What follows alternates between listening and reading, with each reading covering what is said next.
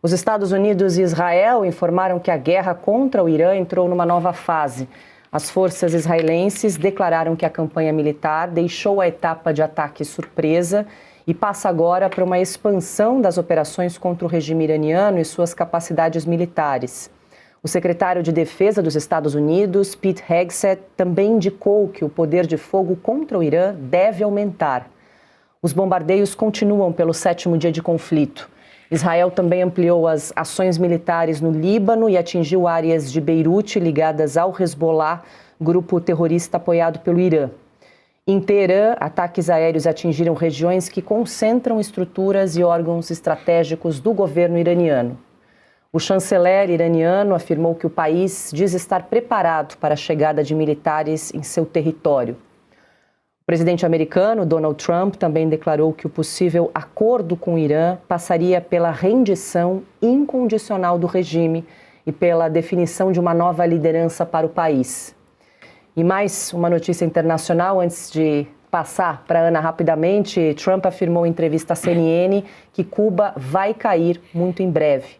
A declaração foi dada durante uma conversa por telefone com a jornalista Dana Bash, enquanto o presidente comentava a atuação militar dos Estados Unidos em seu 2º mandato. Ana. Olha, Paula, tá difícil acompanhar a administração Donald Trump, viu? Porque janeiro foi a Venezuela, agora fevereiro o Irã, né? Março o Irã, quem sabe abril Cuba. Cuba já estava na mira desta administração, principalmente porque temos como secretário de Estado aqui Marco Rubio, que é filho de imigrantes cubanos que fugiram da ditadura de Fidel Castro, vieram para os Estados Unidos, e Marco Rubio sabe muito bem o que acontece. E eles falavam também, Marco Rubio sempre mostra como eles estão interligados. Cuba, Rússia, Venezuela, Irã, dinheiro do petróleo sendo usado para financiar grupos terroristas que cantam morte à América desde 1979, como é o caso da República Islâmica do Irã. Então, Paula, essa teia toda, na verdade, são 2 frontes, né?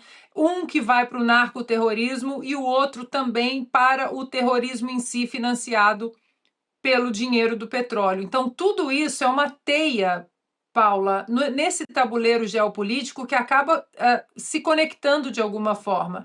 E claro que Cuba entraria nessa equação do Donald Trump, porque nós falamos aqui desde outubro, novembro do ano passado sobre a doutrina Monroe, que foi muito celebrada por Donald Trump e que ele disse que seria implementada neste ano de uma maneira séria. Ou seja, o hemisfério ocidental protegido de influências como China, como Rússia.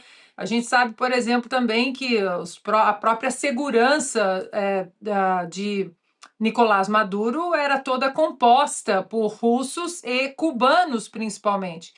E o curioso é que curioso, mas é bom, né? A gente sentia falta disso durante a administração de Joe Biden, é que eles não se esquivam de perguntas incômodas. Agora, numa sessão do Senado, recentemente, coisa de 2 semanas antes da guerra do Irã, inclusive, congressistas democratas tentaram pressionar Marco Rubio em relação ao regime cubano, e a pergunta foi o seguinte: mas você então diria aqui publicamente que vocês não querem e não vão forçar uma mudança no regime cubano?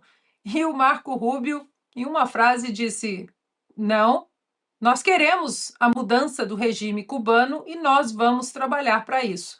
Você fazer uma pergunta dessa para um filho de imigrantes cubanos, ou seja, é o que eu coloquei no meu artigo de hoje, Paula, os tiranos, os líderes de regimes totalitários, eles entendem uma linguagem só, é a linguagem da força. Durante muito tempo o Ocidente tentou fazer acordos, entrou no campo da diplomacia, e isso não funcionou.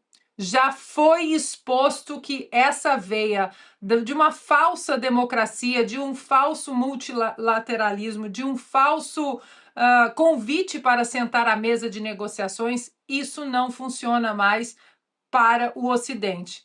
Então, eu convido a todos, Paula, para que daqui a pouco, às 20h30, para que vocês assistam um especial feito com muito carinho, 2 horas, sobre a guerra entre Irã e Estados Unidos, todos os tentáculos, né, desse conflito histórico, o passado, conversando com o presente, para a gente discutir o que esperar do futuro. Aguardo vocês. Alexandre, nosso tempo está curto, mas eu queria muito te ouvir uma análise aí desse 7º dia de conflito no Oriente Médio, se você vislumbra aí alguma possibilidade de cessar fogo no curto prazo. Pois é, eu cobri guerra lá em 82, lamento muito o que tem acontecido sempre com o Líbano, né, que permite, enfim, a entrada de sempre os xiitas. Os xiitas vêm lá do Irã, sempre os xiitas. Quando eu cobri guerra lá, eram os xiitas no sul, atacando israelenses, e tiveram que entrar em Beirute por causa disso.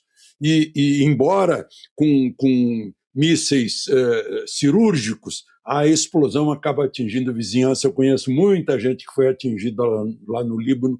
Fica aqui o lamento de que esse grande país maravilhoso que é o Líbano, né, está sofrendo tanto assim. Eu acho que não vai ser uma guerra fácil.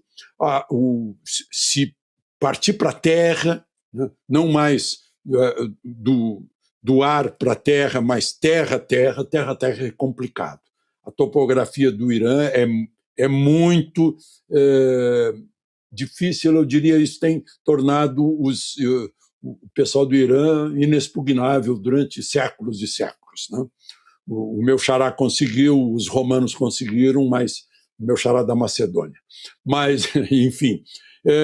Mas eu queria falar de Cuba também, que está mais próxima.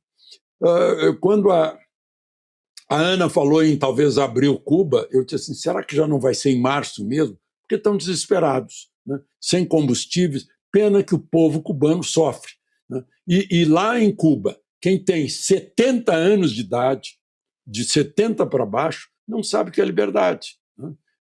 Porque era criancinha, os mais velhos eram criancinhas, quando Fidel tomou o poder, né? Antes disso já não havia, já estava o Fulgêncio Batista. Então, Cuba mereceria, esse povo cubano, bondoso, musical, mereceria um regime democrático por lá, né? Caiu produção, caiu alimento, falavam tanto da medicina, caiu tudo. Eu só fico pensando na cara daqueles que aqui no Brasil acham que Cuba é um modelo de regime, de democracia. Já imaginou ganhar royalties de ouro todos os meses? O mercado de minérios cresceu 35% em 2025, sendo que o ouro valorizou mais de 60%, segundo a Agência Nacional de Mineração. A Golden Brasil atua desde 2019 no mercado de minérios e te dá a oportunidade de adquirir contratos assegurados em ouro com ganhos mensais de 1% até 5,4%. Com segurança jurídica. Quer saber como ter royalties mensais com a Golden Brasil? Chame já os especialistas pelo telefone 47 98819 2616 ou QR Code que está na tela. Golden Brasil, segurança e valorização do seu patrimônio. Ligue agora mesmo 47 98819 2616. Valorize o seu patrimônio.